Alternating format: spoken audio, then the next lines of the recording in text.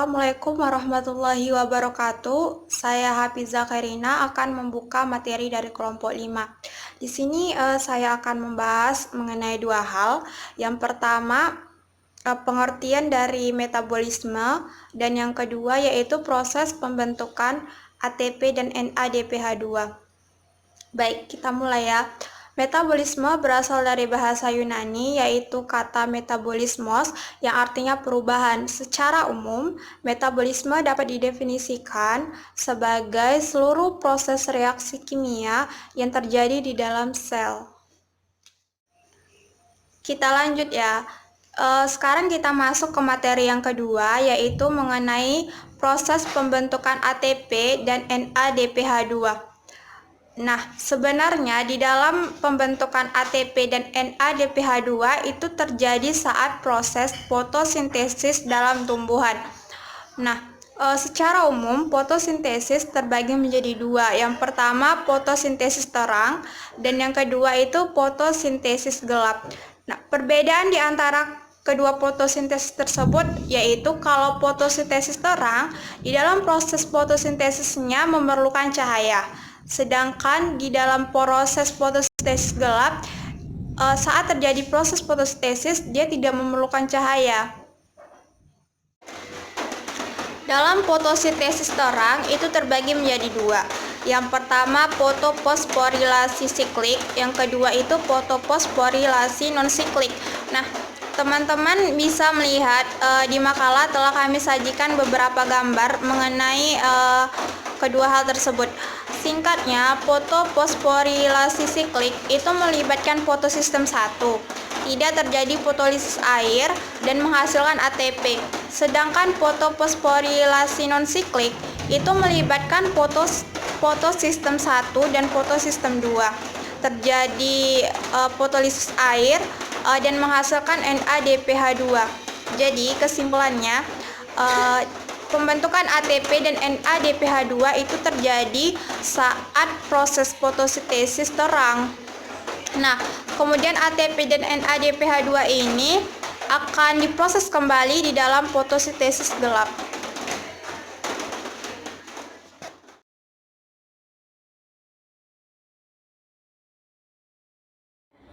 Assalamualaikum warahmatullahi wabarakatuh. Saya Santi Aryani Rambe akan menjelaskan materi mengenai pembentukan sukrosa dan pati.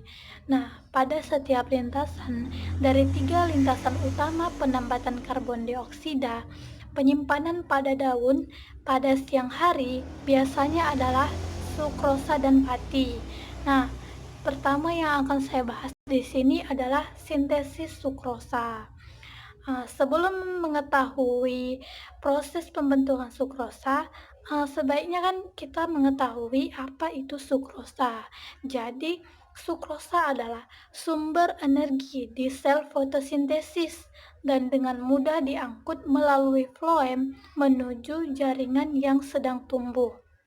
Nah, sintesis sukrosa ini berlangsung di sitosol, bukan di kloroplas tempat berlangsungnya daur Kelvin. Glukosa dan fruktosa bebas bukan prazat penting bagi sukrosa. Yang penting sebagai prazat adalah bentuk terfosforilasi dari gula tersebut. Triofosfat yang diangkut dari kloroplas pada sel fotosintesis berperan sebagai prazat heksosa, fosfat, dan sukrosa. Triofosfat ini diubah menjadi 1-pi dan 1-fruktosa 6-fosfat, yang sebagian diubah menjadi glukosa 6-fosfat. Glukosa 1-fosfat dan 6-fosfat mengandung 2 unit heksosa yang diperlukan untuk menghasilkan disakarida sukrosa. Tapi gabungan kedua unit ini tidak secara langsung sebab sejumlah energi harus disediakan untuk mengaktifkan unit glukosanya. Energi tersebut disediakan oleh UTP atau uridin trifosfat, yakni sebuah nukleosida trifosfat serupa ATP tapi mengandung basa pirimidin urasin, bukan basa purin adenosin. Nah, UTP bereaksi dengan glukosa 1-fosfat dan bersama dengan itu 2-fosfat terakhir UTP hilang bersama pi dan fosfat glukosa 1-fosfat menjadi teresterifikasi pada sisa fosfat di UTP, membentuk molekul yang dinamakan uridin difosfat glukosa atau UDPG. Glukosa di UDPG dapat diaktifkan sebab segera diangkut ke molekul penerima seperti fruktosa 6-fosfat. Nah, baiklah penjelasan yang kedua mengenai pembentukan pati. Karbohidrat utama yang disimpan dalam sebagian besar tumbuhan adalah pati.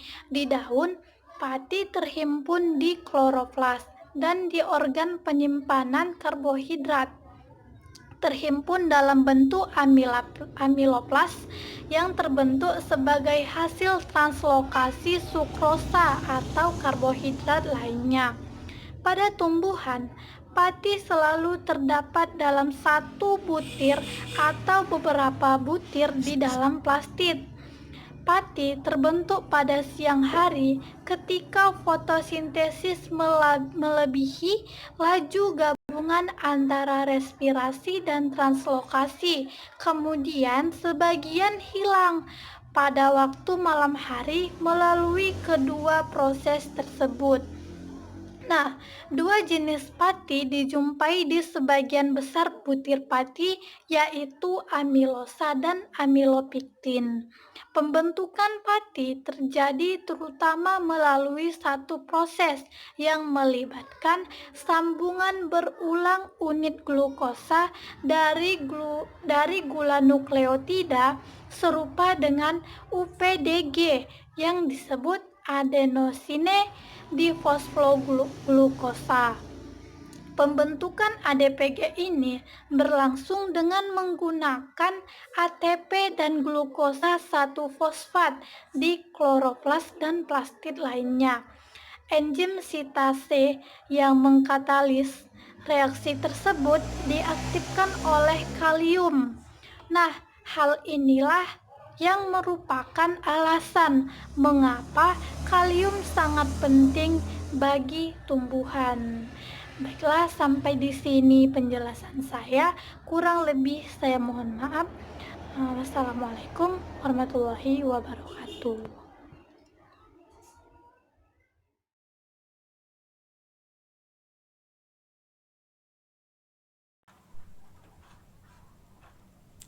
Bismillahirrahmanirrahim. Assalamualaikum warahmatullahi wabarakatuh. Nama saya Juliana Syafitri. Saya akan melanjutkan materi tentang siklus nitrogen dan fiksasi nitrogen secara biologis. Nah, siklus nitrogen adalah suatu proses konversi senyawa yang mengandung unsur nitrogen menjadi berbagai macam bentuk kimiawi yang lain. Transformasi ini dapat terjadi secara biologis maupun non-biologis. Contoh dari siklus nitrogen itu adalah fiksasi nitrogen, mineralisasi, nitrifikasi, dan denitrifikasi.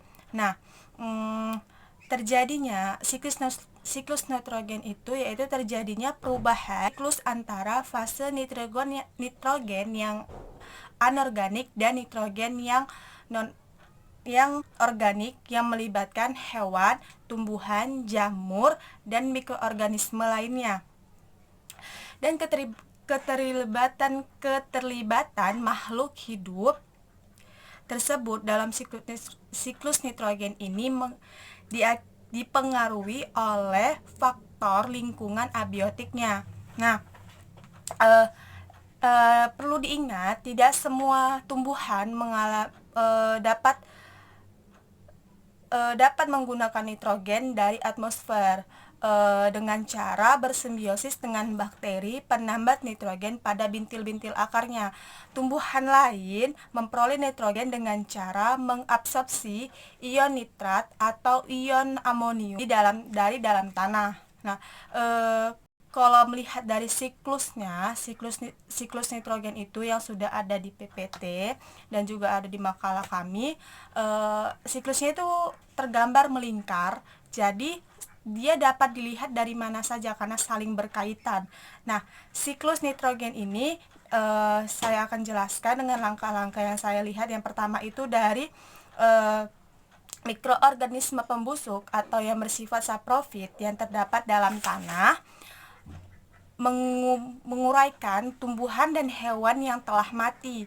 Kemudian mikroorganisme pembusuk merombak protein nabati dan hewani membentuk amonia dan selanjutnya dilepaskan ke tanah. Nah, hewan juga mensekresi urea ke lingkungan.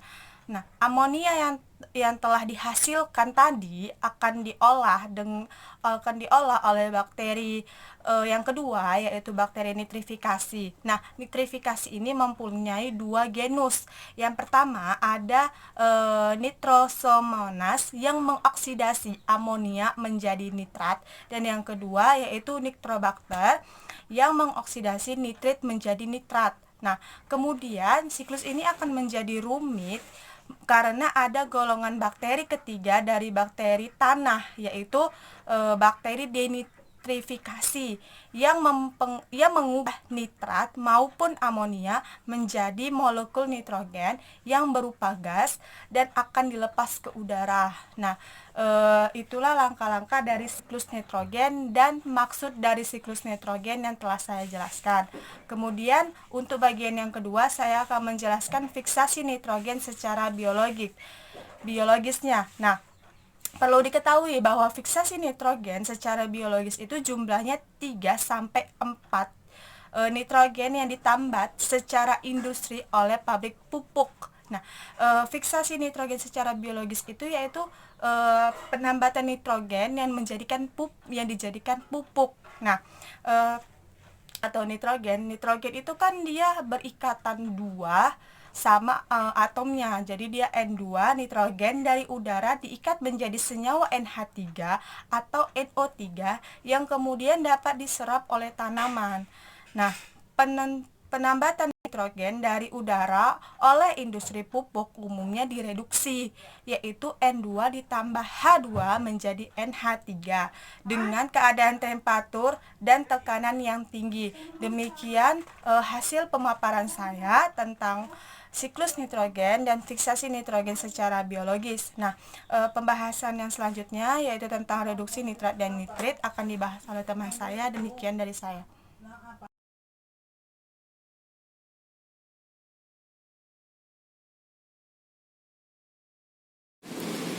Baik, Assalamualaikum warahmatullahi wabarakatuh.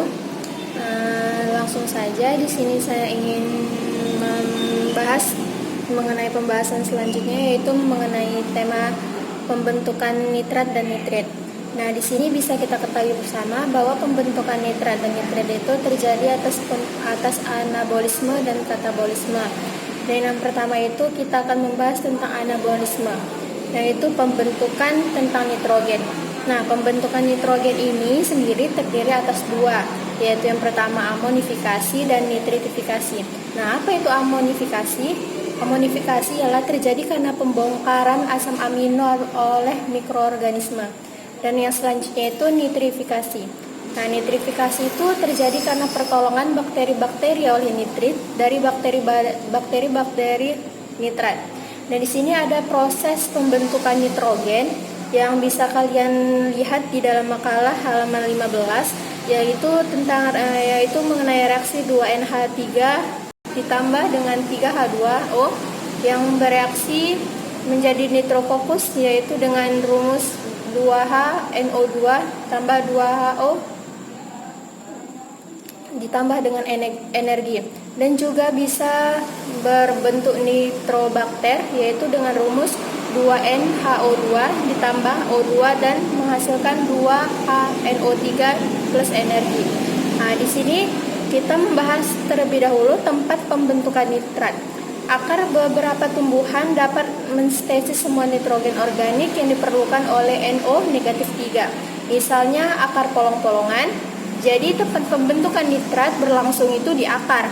Nah, jadi jumlah NO negatif 3 dan nitrogen organik di dalam xilem bergantung pada keadaan lingkungan, bahkan tumbuhan biasa yang tidak mengangkut NO3 akan melakukannya jika di dalam tanah tersebut tersedia dalam jumlah yang sangat banyak. Jadi pembentukan nitrat ini tergantung pada situasi tanah dan akar. Pada keadaan tersebut, reduksi NO negatif 3 di akar tidak mampu mengimbangi pengangkutan ke batang. Di sini habis tahap anabolisme, kita akan masuk ke proses katabolisme. Di sini kita melihat yang pertama itu proses pembentukan nitrat.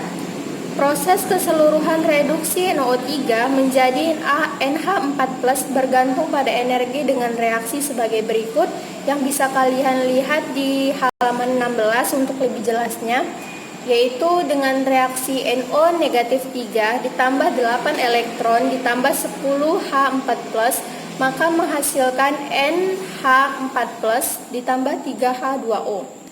Dan yang selanjutnya itu ialah reduksi nitrat terjadi dalam dua reaksi yang berbeda.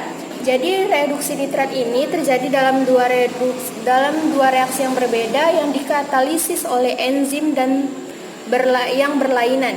Reaksi pertama itu dikatalisis oleh nitrat reduktase atau yang disebut dengan NR dan enzim yang mengangkut 2 elektron dari NADPH. Atau pada beberapa spesies dari NADPH. Hasil berupa nitrat NO negatif 2, NADP+ atau NADP dan H2O, maka bisa kita lihat di sini reaksi nitrat reduktasenya ialah dengan rumus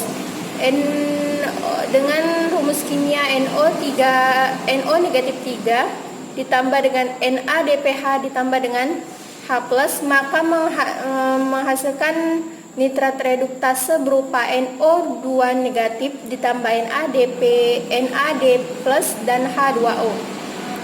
Dan selanjutnya reaksi ini terjadi dalam sitosol di luar tiap organela. Nitrat reduktase ini terdiri dari 2 subunit rental polipeptida yang kembar, yaitu masing-masing disandi oleh inti sel.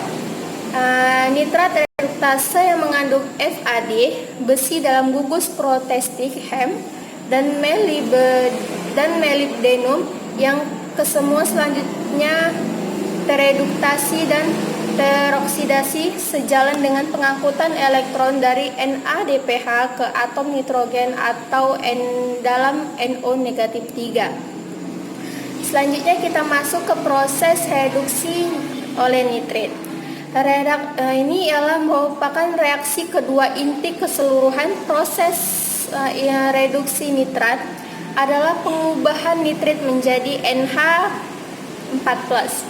Nitrit yang ada di sitosol akibat kerja reduktase nitrat diangkut ke dalam kloroplas di daun atau ke dalam proplastid di akar, yaitu tempat reduksi selanjutnya menjadi NH4+. Berlangsung yang dikatalis oleh nitrit reduktase di daun reduksi NO2 negatif menjadi NH4 negatif memerlukan 8 elektron yang diambil dari H2O pada sistem pengangkutan elektron non-stiklis kloroplas. Jadi proses reduksi nitrat ini adalah proses pengubahan menjadi NH4+ yang itu memerlukan 8 elektron yang dibantu oleh H2O. Nah, untuk rumus pembagian reaksinya itu bisa kalian lihat di makalah halaman 17, yaitu pada reaksi 1.1, reaksi 1.2, dan reaksi 1.3. Itu merupakan proses berlangsungnya pembentukan oleh nitrit. Dan selama pengangkutan elektron ini, cahaya mendorong pengangkutan elektron dari H2O ke ferrodoksin atau yang disebut dengan FD. Kemudian ferrodoksin terreduksi menyediakan 6 elektron yang digunakan untuk mereduksi NO2 negatif menjadi NH4+ pada reaksi 1.2. Penggunaan bersih H2H+ terjadi selama keseluruhan proses reduksi menjadi NH4+, yaitu pada reaksi 1.1 dan 1.3. Jadi penjelasan yang ada di bawah ini ialah merupakan penjelasan dari reaksi yang terjadi pada halaman 17, yang reaksi 1.1, 1.2, dan 1.3. Penjelasannya itu ada di bagian bawah. Dan reaksi 1.1 dan 1.3 ini menunjukkan perlunya 3 molekul H2O untuk menyediakan 6 elektron yang dibutuhkan pada ferrodoksin tereduksi, yaitu dengan 2 elektron dari tiap H2O yang pecah oleh energi cahaya, walaupun H2O juga merupakan produk dari reaksi ini secara keseluruhan. Nah, siklus nitrogen ini di makalah kami halaman 17 kami ada melampirkan gambar dari proses siklus nitrogen yang bisa kalian lihat sendiri bagaimana tahapan-tahapannya dan alur-alur arah kerjanya. Dan yang selanjutnya itu kita akan membahas reduksi nitrit menjadi senyawa amonium. Reaksi ini terjadi pada kloroplas atau pada daun atau pada plastida pada akar, dan enzim nitrit reduktase sebagai katalisnya. Reduksi nitrat yang dikatalis oleh enzim nitrat reduktase sangat tergantung pada aktivitas nitrat reduktase itu sendiri. Aktivitas nitrat reduktase ditentukan oleh konsentrasinya. Kadar NO3 negatif yang tinggi dalam sel dan cahaya juga memacu aktivitas enzim nitrat reduktase.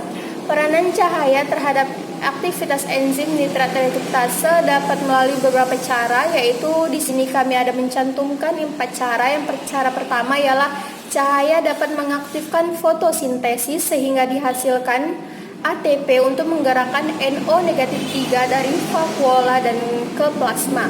Dan yang kedua itu cahaya mengaktifkan sistem fitokrom yang berperan menaikkan kemampuan ribosom membuat protein termasuk enzim nitrat reduktase. Dan cara yang ketiga itu cahaya mengaktifkan protein yang bersifat inhibitor sebagai enzim nitrat reduktase. Dan yang keempat itu cahaya menaikkan penyediaan karbohidrat dari proses respirasi, di mana dari proses ini dihasilkan NADPH yang diperlukan untuk proses reduktasi itu sendiri. Nah, sekarang kita membahas reduksi nitrat yang dikatalis oleh NR sangat tergantung kepada aktivitas NR itu sendiri yang ditentukan oleh konsentrasinya. Kadar NO negatif 3 yang tinggi dalam sel dan cahaya juga dapat memicu aktivitas NR itu sendiri. Peranan cahaya dalam aktivitas NR itu dapat melalui beberapa cara, yaitu ada 4 cara juga di sini kami cantumkan, yaitu cara yang pertama, melalui cahaya dapat mengaktifkan fotosintesis sehingga dihasilkan ATP untuk menggerakkan NO negatif 3 ke vakuola ke plasma. Dan yang kedua itu cahaya mengaktifkan sistem fitokrom yang berperan menaikkan kemampuan ribosom.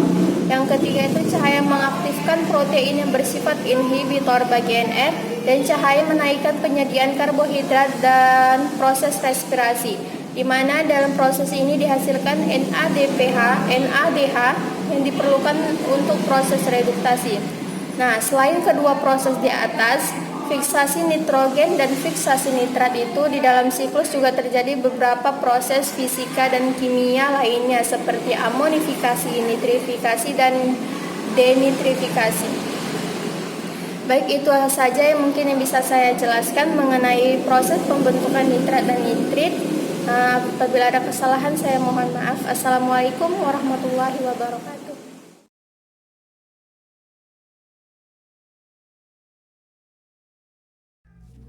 Assalamualaikum warahmatullahi wabarakatuh.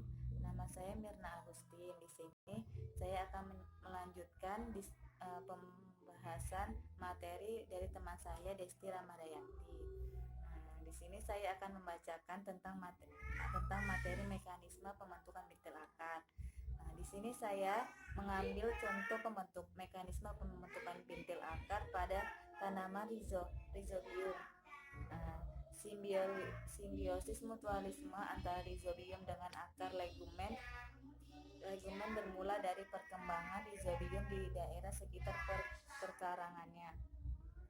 Menurut Tortora dan Campbell, pembentukan bintil akar atau nodulasi meliputi beberapa langkah.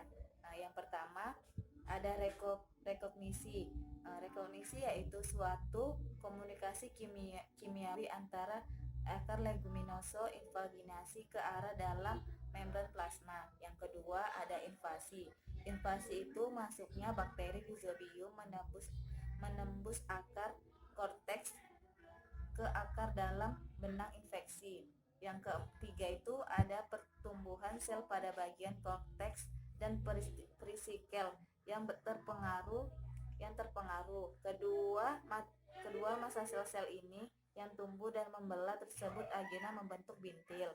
Ada yang keempat itu ada perkembangannya jaringan pembuluh yang menghubungkan bintil akar, xilem, floem. Terus jaringan pembuluh ini menyediakan zat-zat makanan dari bintil ke dalam stele untuk didistribusi hingga ke dalam tanaman yang lain. Baiklah, di sini saya akan melanjutkan materi berikutnya. Materi berikutnya itu tentang translokasi hasil metabolisme. Translokasi hasil metabolisme itu ada dua cara. Yang pertama itu translokasi hasil translokasi melalui xilem. Selain berfungsi utama dalam pengangkut air, xilem juga berperan dalam pengokohan serta kadang-kadang dalam penyimpanan cadangan makanan. Sebab itu, xilem terdiri dari beberapa sel yang bentuknya berbeda-beda. Terus, di unsur trakeal merupakan sel xilem yang paling tinggi spesialisasinya. Bertugas dalam mengangkut air beserta zat terlarut di dalamnya. Sel-selnya itu memanjang dan pada waktu bertugas tidak memiliki sitoplasma. Unsur trakeal terdiri dari dua macam sel trakeal, yakni trakeit dan komponen trakeit. Trakeit adalah sel panjang dengan ujung yang runcing. Trakea juga disebut pembuluh kayu dan terdiri dari deretan sel-sel yang tersusun memanjang dan bersambung pada ujung dan pangkalnya. Perbedaan utama antara kedua macam sel itu adalah pada sel trakeit merupakan sel yang ujungnya itu runcing tanpa lubang, sedangkan sel komponen trakeit merupakan sel yang ujungnya komponen trakeit tadi itu dia memiliki lubang. Biasanya pada kedua dinding ujungnya, lubang ini kadang-kadang terdapat pada pula dinding lateralnya. Terus di sini selanjutnya ini dia mekanisme yang kedua itu ada mekanisme translokasi melalui floem. Floem itu mengangkut zat-zat makanan yang disintesis di daun menuju sejumlah bagian tumbuhan. Zat-zat dalam floem dan xilem yang bersebelahan mengalir ke arah yang berlawanan. Meskipun tidak selamanya demikian. Terus pada dasarnya ada dua tipe floem, yaitu sel tapis dan sel tetangga atau sel penyerta. Sebuah kolom panjang sel-sel tapis, tekanan disebut tabung tapis, dibentuk oleh sel-sel tapis yang ujung-ujungnya. Baiklah, demikian hasil presentasi saya hari ini. Saya kembalikan kepada moderator. Terima kasih. Sel-sel tapis.